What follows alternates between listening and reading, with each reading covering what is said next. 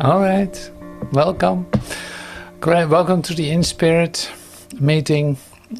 Today there's a lot of time that can be wasted. And you don't know what that means directly, but I love it. So it's like time can be wasted or time can be waste. So the collapse of time is actually collapsing time. It's like shortening time. And this is the interesting part, which is totally miraculous. So we dive into that with the meditation later. And I thought it was an interesting idea to see time as waste. Not that it needs to be wasted, but that you in fact can allow to collapse it, to shorten it. And shortening time is then shortening the idea of suffering, lack and limitation. So that is very close, like extremely close to a koan, what Jesus is sharing with us in the meditation. So that's a real contemplation, because you cannot hear it. I tried this. It's like you hear it, but then you say, like, here was the difference. What time can waste or can be wasted. Now, if you get that, then we're one step further. Time can waste and be wasted. And this waste part we really love. Time can waste. So open up. Open up your consciousness, otherwise you won't get it. So it's like collapse of time, shortening time. The miracle collapses time, abolishes time, collapses it. Cause and effect seem to be apart, suddenly they come together. The question, the answer, this is what is happening. This is miraculous. This is totally miraculous. So cause and effect is you are the effect of God, and you think you're separate, but here's the collapse of time. Now you're not separate. Now you've experienced your oneness with God, because there's no difference between cause and effect. Like, they're literally indistinguishable, as it says in the Course too. So some really interesting, like, miracle alchemy is coming to you today. So that's one part. The other part, we are going to watch a waste artist at work with, we'll see what this one has to offer. But it's fun to take a look at. And we use it just for inspiration, for opening our minds to relate to different things and to hear with our new mind to this. Like, what does it do with you to now look at the whole thing in a different way? Not just the artwork, but also the artist and what he is saying. Like, how great is that to hear that with new ears, that you don't have to dissect or analyze what anyone is saying, but you can look right through it and come to the beautiful soul that's expressing its light and connect with that. That is great. So that's the opportunity. It's just totally lovely. Now, and for the rest, we have like a big arsenal of videos and photos and expressions and song and you name it, that we will share with one another in the non-public part of this meeting. So this is a bit of the program.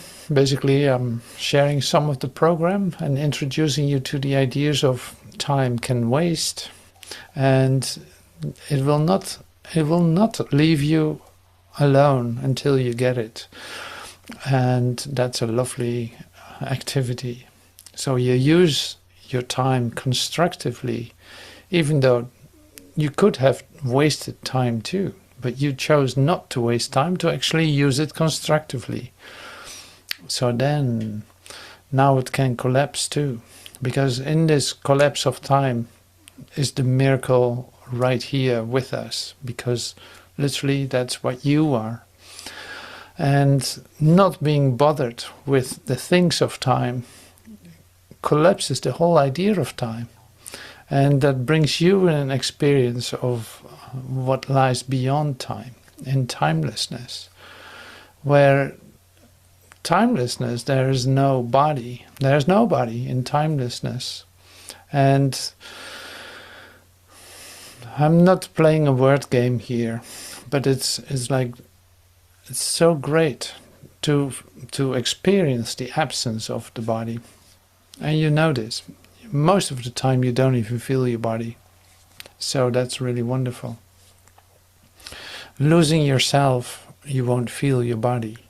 Losing yourself in making your artwork, you forget about everything. Suddenly you look at your clock and you're like, wow, it's 2 hours later. Now what happened? What did happen with this time? Yeah, it collapsed. What did you give it? You were inspired. You were not operating in time necessarily at all. But something happened. And this is really great. It's tuning into a source, like a pool of creativity, a sea of spirit, as I said in the introduction of this InSpirit meetings. A sea of spirit. Now, you see behind me is like a symbolic impression of the sea of spirit. It literally happens. You tap into it when you drop your ideas about yourself, your time-related ideas. If you release those, then suddenly your mind is open to receive this inspiration.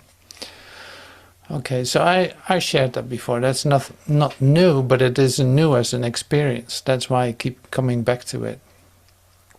Like, you cannot believe that by you releasing your ideas that you receive inspiration. Suddenly there's space for spirit. And you can't believe that. That's why you still believe in your own ideas.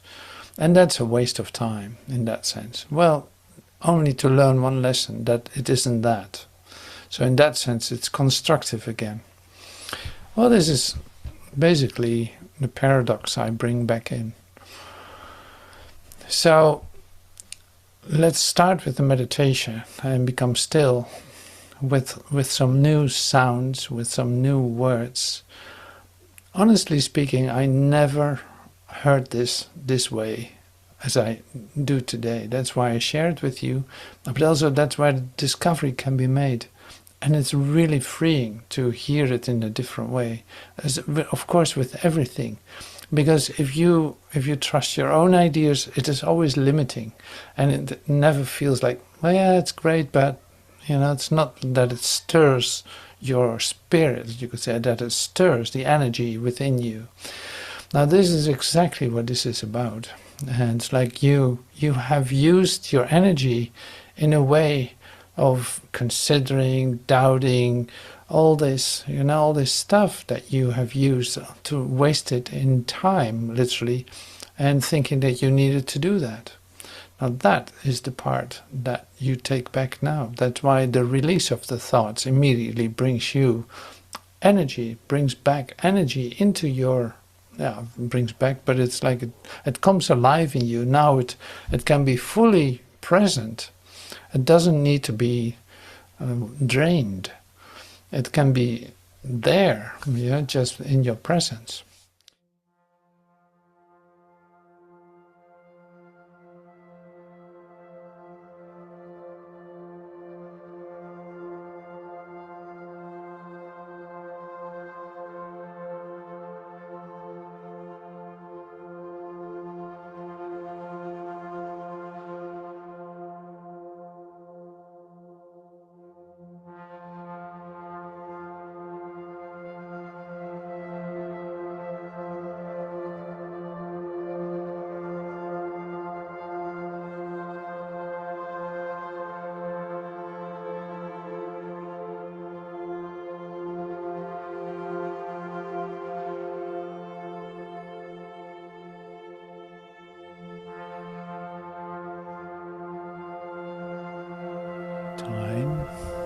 can waste.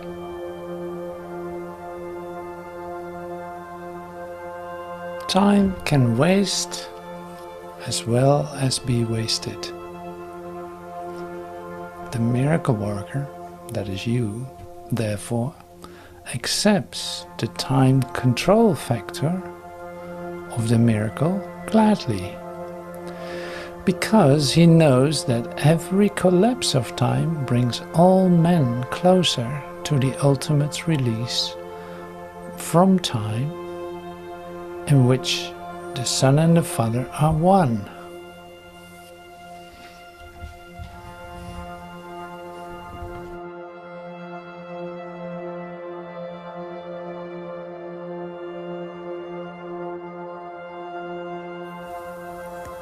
Pour qui a l'esprit de miracle, la décision fondamentale est de ne pas attendre plus qu'il n'est nécessaire que le temps vienne. Le temps peut gaspiller autant qu'être gaspillé. Par conséquent, le faiseur de miracles accepte avec joie le facteur de contrôle du temps. Il reconnaît que toute compression du temps rapproche chacun de l'ultime délivrance du temps dans laquelle le Fils et le Père ne font qu'un.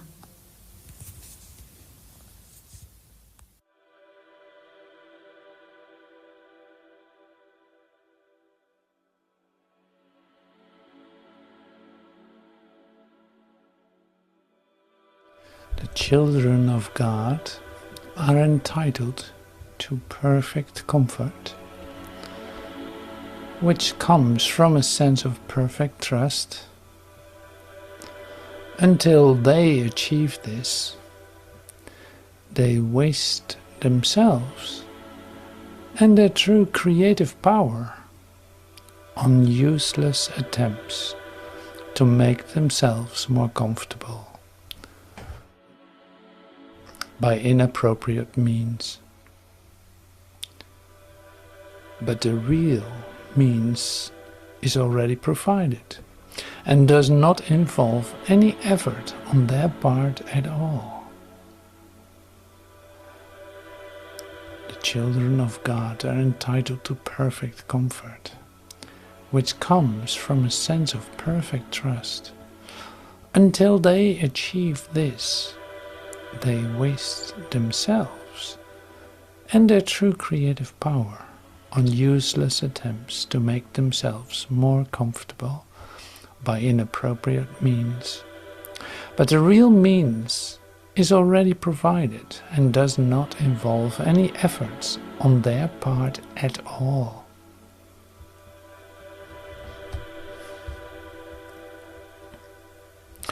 The energy which you withdraw from creation, you expend on fear.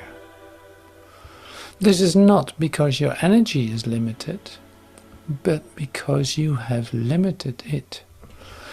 You do not recognize the enormous waste of energy which you expend in denying truth. What would you say of someone who persisted in attempting the impossible and believed that to achieve it is success? What would you say of someone who persisted in attempting the impossible and believed that to achieve it is success?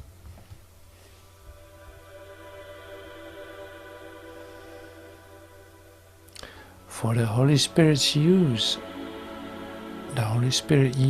time in its own way and is not bound by it.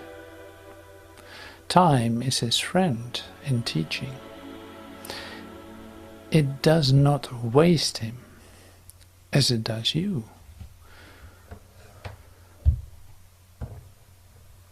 But all the waste that time seems to bring with it is due but to your identification with the ego, who uses time to support its belief in destruction. The ego like the Holy Spirit, uses time to convince you of the inevitability of the goal and of learning. To the ego, the goal is death, which is its end, but to the Holy Spirit, the goal is life, which has no end.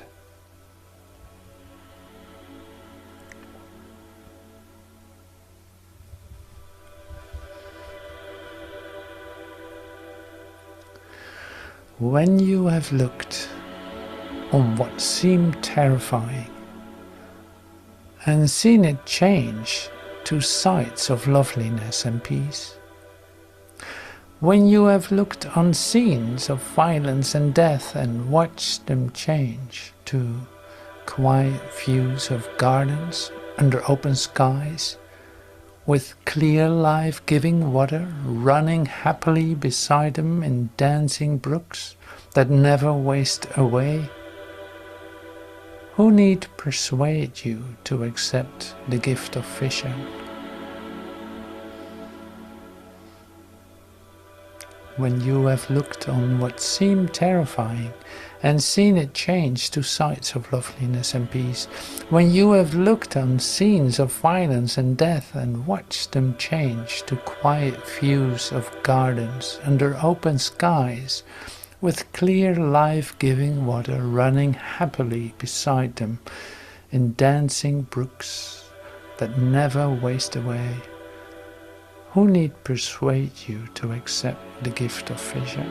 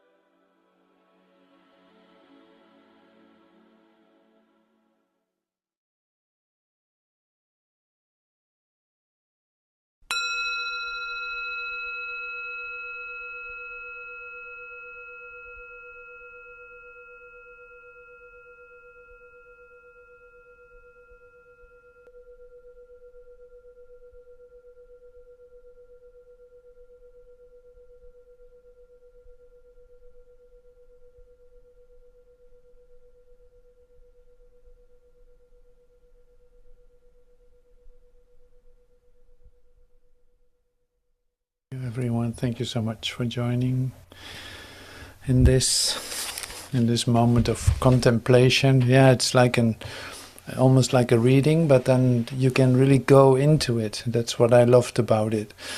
And it's all related to one concept of waste, but in totally different ways, and that's what I love.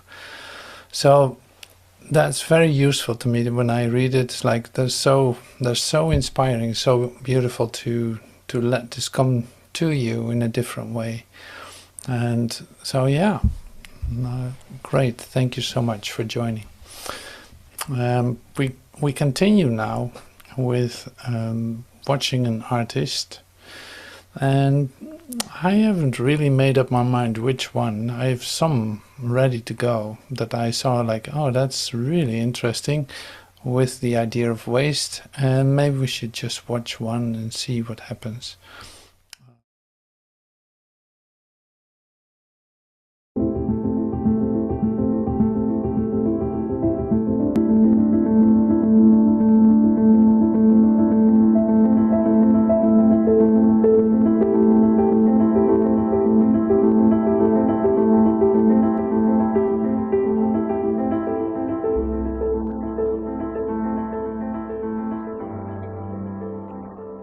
Other people see things that we might not otherwise see. I choose the materials that I choose to work with, usually because they are things that people don't care about. And I really like the challenge of taking objects that are considered useless or without potential and trying to transform them in such a way that they fulfill some of their potential. So I work a lot with debris, mostly plastic, and that's more or less because I've learned so much about the environmental impacts that this material is having. But I didn't start working with it because of that. Initially, when I started working with plastic, It was really because of its formal qualities, its structural qualities, and the fact that it had been relatively unexplored as a viable art medium. So I thought there might be some potential in experimenting with it. I also like that it's something that's very ubiquitous. Everybody comes into contact with this material in their daily lives. So there's a really intimate quality that it has. It must have been around 2008 that I learned about the Great Pacific Garbage Patch and subsequently all the gyres of plastic floating in all of our oceans and how microplastics are getting into our Great Lakes. So I started looking around to try to find other artists who are really engaged in working with this material to try to find out, is this an issue that you're concerned with, or are you just exploring this as a material? And if it is an issue, would you like to partner up so that maybe we can try to find a way to amplify our voices?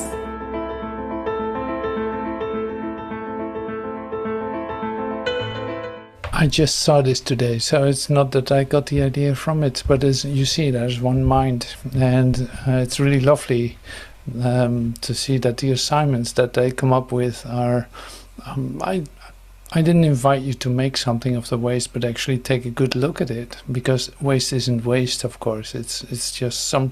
It depends on how you are looking, and then this is what you hear the woman say too. It's like you look through the material, suddenly you see a gold mine, you see something that you can really use to make something if you wanted to do that.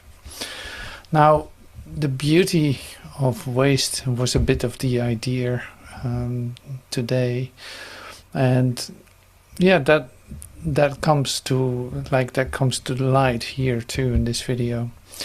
And there's someone else that we might. Yeah, let's take a look at that too, because I love to watch artists do their thing.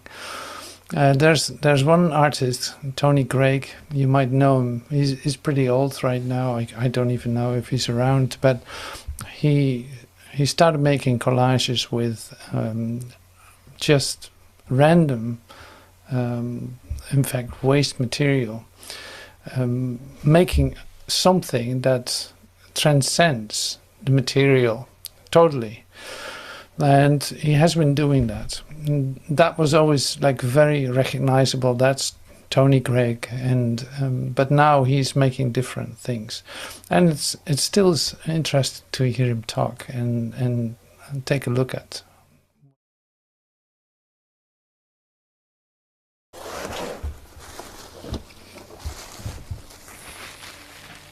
This was the very first one. This is actually found by my brother Nigel.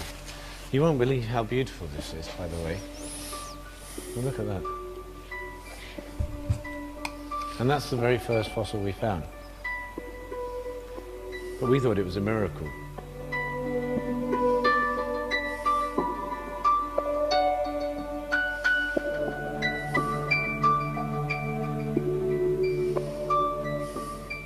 You know, people ask, where the ideas come from. I mean, I don't know if ideas are very useful in making art. So I think the great basis of a lot of the work is the work one's just finished, or the work one's doing. I mean, in the studio I'm making I think I'm making 34 works right now. Some of them I've been making for 2.5, 3 years, and I suppose they'll never come to an end. And then other things, I mean, just a few weeks ago, it's just started, and who knows, there's no guarantee. This is like a painter's palette.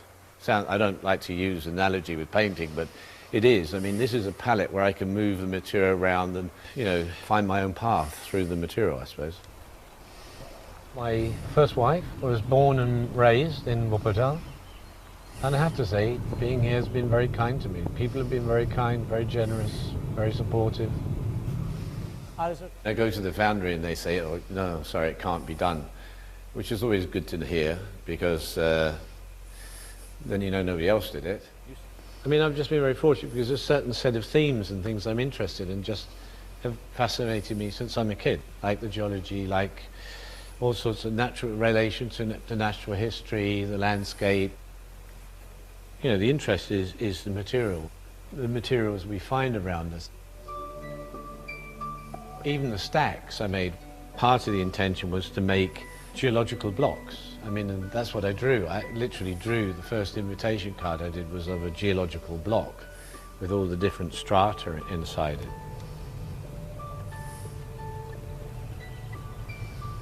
I love sculpture. I think I'm fascinated by what other people make and how they make it and what it means. So I'm a real sculpture fan. We've done, I think now, 45 exhibitions of sculptors' work. I don't know if it's going to take up so much time, but actually, to be honest, that's a fantastic experience that I enjoy. Sculpture is an enormously dynamic and dramatically developing discipline, and it's one of the only uses of material that's not utilitarian. It's literally about just new forms and new ideas and new emotional experiences. When you see how ugly everything is built, you know, simple geometries, flat, straight edge, boring, right angle, repetitive and inferior world we build in a sense. Sculpture is the only one that actually builds something crazy and interesting. I love this. Crazy and interesting. Ah, that's lovely. Keep that in mind. Keep that in mind. See, I really love this. Anyway, so it was like you see what he made before. Like in '75, he made these boxes, but he also made very flat things. So to see this coming from him is quite the transformation, you could say, in his form, language, and looking for the non-logic in all of it. Not even really looking for an idea, but really working with the material and let it form. Now that has to be like like he said, I need to be present, I need to respond, I need to react, because then I'm with it. It can grow, and that's an interesting process to see that. So I really love to see that. I see a chat. All right, thank you so much. So here, now we continue with our own, say, work.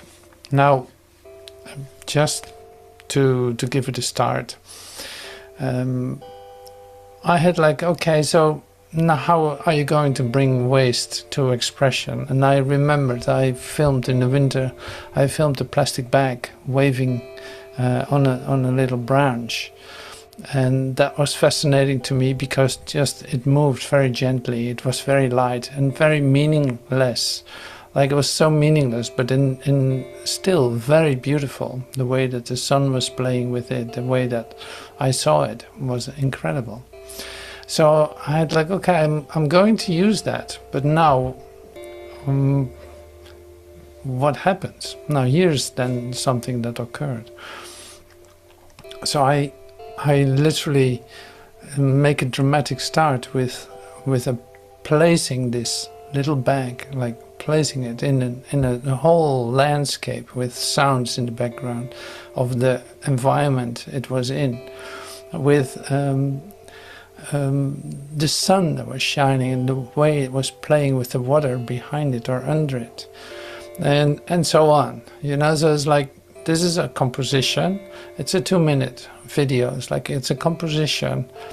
And then I blended it, you could say, I blended it in mint and purple. Just to make it more abstract even. So that it's more about the movements, the play of colors, what I always love.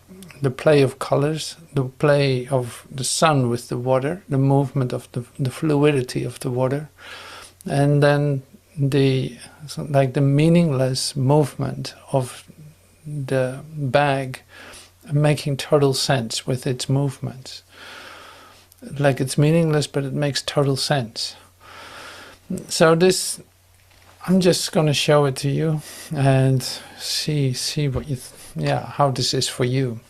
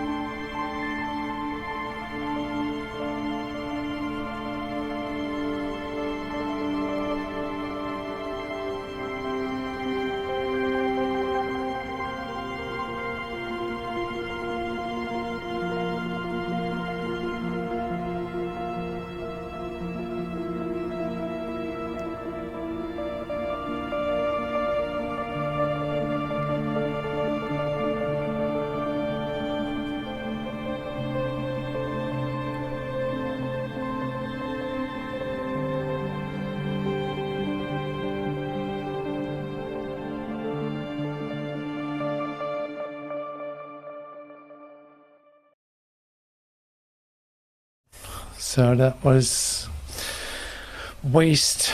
That was waste. And yeah, great. So the branch was about 2 meters above the water. So that means that the water was 2 meters higher in another moment where the bag was caught by the branch. So that's like could be a story behind it, but it wasn't really necessary.